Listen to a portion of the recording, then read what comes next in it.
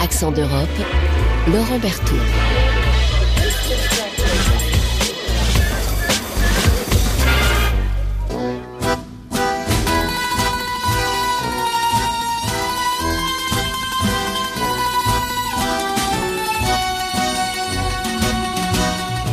Bonjour à tous. À Palerme, en Sicile, la mafia est tombée sur un os. Des commerçants bangladais, fatigués d'être régulièrement rackettés, ont collectivement porté plainte et la police a réagi. Une dizaine de mafieux est devant la justice. Une action collective qui met mal à l'aise certains palermitains, irrités que ce soit les immigrés qui aient montré l'exemple. Le reportage de Cécile Debarge.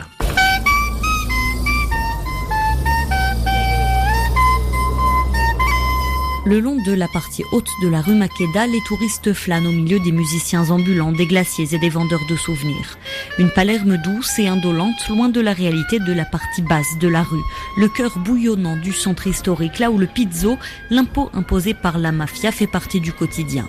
Dans ce quartier où vit une très forte proportion d'immigrés, les commerçants étrangers étaient devenus une cible de choix pour les mafieux.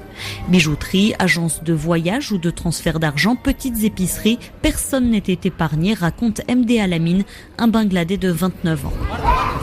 En général, ce qu'ils faisaient dans les magasins d'alimentation, c'était de prendre pour 10 ou 200 euros de marchandises et de partir sans payer. C'était ça le pizzo qu'ils appliquaient.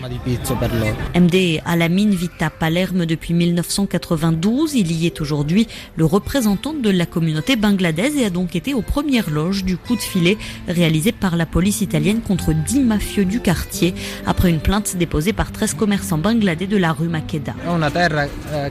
C'est une terre qui a été dévastée par la mafia depuis 50 ans. Il y a donc une très forte culture de l'omerta. On ne voit rien, on n'entend rien, on ne dit rien. C'était donc un véritable acte courageux de briser cette culture très particulière. Cela faisait des mois, parfois des années, que les commerçants subissaient vols, rackets, menaces et intimidations. Personne n'osait briser le silence de peur des représailles, explique MD Alamine. Les commerçants habitent très souvent tout près de leurs magasins et donc tout près des personnes impliquées dans ce business mafieux. Certains d'entre eux me disaient « D'accord, je vais porter plainte, mais ensuite, quand je rentre chez moi le soir, j'habite en face d'un tel ou d'un tel. Comment est-ce que je vais faire ?» On essaie alors de protéger les commerces, mais aussi les lieux d'habitation.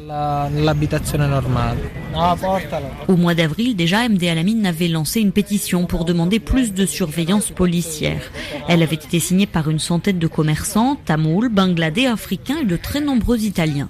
Leurs témoignages ont d'ailleurs été recueillis dans le cadre de l'enquête, même si aucun d'eux n'a formellement porté plainte.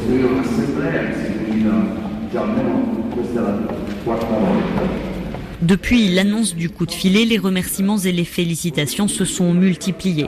Les commerçants dont l'identité est tenue secrète le temps de l'enquête ont été traités comme des héros, une réaction qu'ont dénoncé certains habitants du quartier lors de leur assemblée mensuelle. Ça devrait être quelque chose d'acquis, ce sont des citoyens, ils n'ont fait que leur devoir. Nous sommes une seule et même communauté. Nous, ce qu'on veut, ce sont des Italiens, des Siciliens et des étrangers qui unissent leurs forces.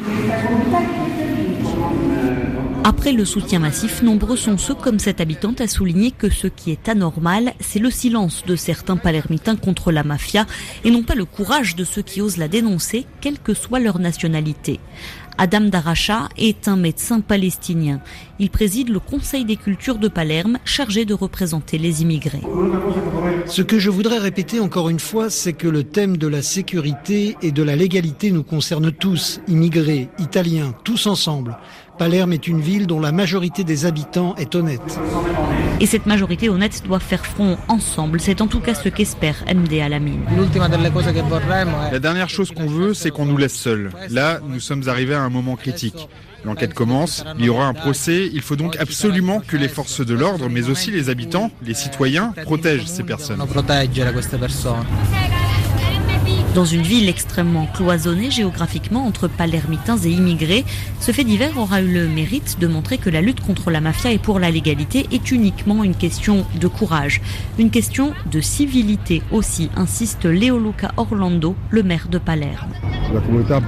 Les Bangladais représentent la plus grande communauté à Palerme et le fait qu'ils aient dénoncé les mafieux et leur système de racket est la confirmation qu'ils se sentent citoyens de Palerme, de véritables citoyens parce qu'ils ont défendu la ville comme il l'aurait fait au Bangladesh.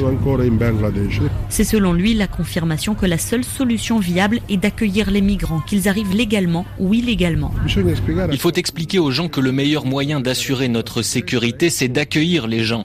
Car un migrant, quand il est bien reçu, il va se sentir citoyen de la ville et il va évidemment la défendre, comme si c'était la sienne. Depuis la première plainte déposée par 10 commerçants et devant le soutien populaire qu'ils ont reçu, 3 autres commerçants étrangers ont déposé plainte à leur tour contre les 10 hommes désormais mis en examen pour vol, violence, extorsion d'argent et association mafieuse.